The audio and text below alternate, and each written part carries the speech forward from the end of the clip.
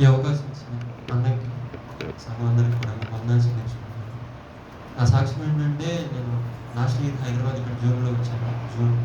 So, ఇప్పటికి 1 year అయిపోతుంది. చాలా ఇంటర్వ్యూస్ అటెండ్ అయ్యాను. కానీ ఎక్కడ కూడా నేను సెలెక్ట్ అవ్వలేదు.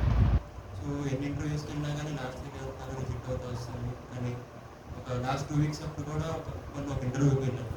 అక్కడ వెళ్ళిన తర్వాత ఒక లైన్‌లో ఒక 1 ఆర్ 2 అవర్స్ కూర్చున్న తర్వాత కంపెనీ లోపలికి వెలో చేసిన తర్వాత ఆహ్, లోపలికంటే ఎంట్రీస్ అయిపోయినాయి. సో, మీరు వెళ్ళిపోండి అని చెప్పి మనకి తిప్పి పంపించింది.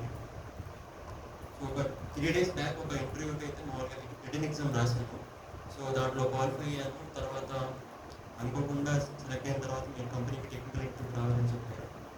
సో, చెప్పిన తర్వాత నేను వందన ప్రభావం అని చెప్పి ప్రార్థన చేసుకుంటా ఉన్నాను. టెక్నికల్ ఇంటర్వ్యూకి నన్ను చూస్తే అక్కడికి వెళ్ళిన తర్వాత ఒక 80-90 మెంబర్స్ ఉన్నారు ఫైనల్ రౌండ్. అనుకున్నాను ప్రభా, ఇంతమంది ఒకళ్ళు ఇద్దరు అనుకున్నాం కానీ ఎంతమంది ఉన్నారు, నేను సెలెక్ట్ అవుతున్నాను అనుకున్నాను. కానీ ట్రై చేసుకున్నాను. నువ్వు ఖచ్చితంగా ఇస్తావు ప్రభా, నేను నమ్ముతున్నానని చెప్పి ప్రార్థన చేసుకున్నాను. వెళ్ళిన తర్వాత ఫస్ట్ ఇంటర్వ్యూ అయితే అందరికంటే లాస్ట్లో నిలబడ్డా. నాకు ఇంటర్వ్యూ ఛాన్స్ వచ్చిందని కూడా ఎక్స్పెక్ట్ చేయలేదు. కానీ నెట్టుకెళ్ళకి ఇంటర్వ్యూ పిలిచారు, లోపలికి పిలిచారు. పిలిచిన తర్వాత గట్టిగా 10 మినిట్స్ కూడా చేయలేదు. Less than 10 minutes interview complete అయిపోయింది. అయిపోయిన తర్వాత థ్యాంక్స్ ఫర్ యువర్ టైం అని చెప్పని అన్నారు. బయట వెయిట్ చేయమని చెప్పన్నారు. సో, ఇంకేమైందంటే అంటే చాలా మంది ఉన్నారు. అందరూ ఇంటర్వ్యూస్ కంప్లీట్ చేస్తున్నాం అంటే లాస్ట్‌లో మధ్యాహ్నం చెప్తాము అందరూ ఇక్కడే ఉండండి అని చెప్పి. ఇప్పటిదాకా నేను ఏ ఇంటర్వ్యూలో కూడా నేను అంటే ఇంటర్వ్యూస్‌కి ఒక metro station near by metro స్టేషన్‌లో దిగిన తర్వాత ఆ కంపెనీకి అంత వాకబుల్ డిస్టెన్స్ అయినా కానీ నడుచుకుంటూ వెళ్ళాలి.